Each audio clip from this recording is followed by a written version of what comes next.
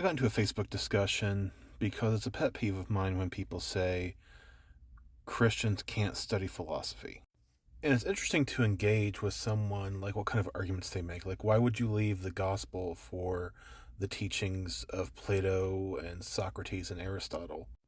But centuries before Christ, a lot of the writings of these men were used to argue for the existence of God. And a lot of the arguments that they used are still used today by Christian apologists who enter into that debate arena. And a lot of people will use Colossians 2 as a proof text, like avoid all kinds of philosophy.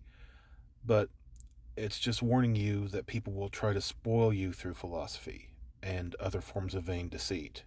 Now, deceit's never a good thing, but can philosophy be a good thing?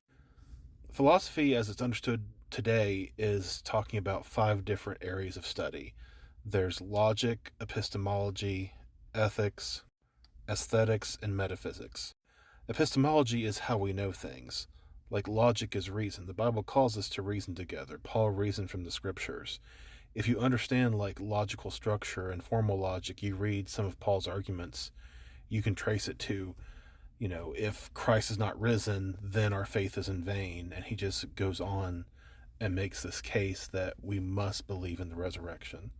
And it kind of goes hand in hand with the struggle, like, do we learn about these denominational traditions or doctrines knowing they're false, or do we just stick with the Bible and what's true? And sometimes some people just want to stick with the Bible and what's true, and I'm not condemning someone for that. But if you have an understanding of the history of these doctrines and philosophies and where they come from, you can better engage with someone who is trusting in those things. And this idea of avoiding philosophy is especially weird for members of the Church of Christ, because Thomas B. Warren famously wrote books like Logic in the Bible.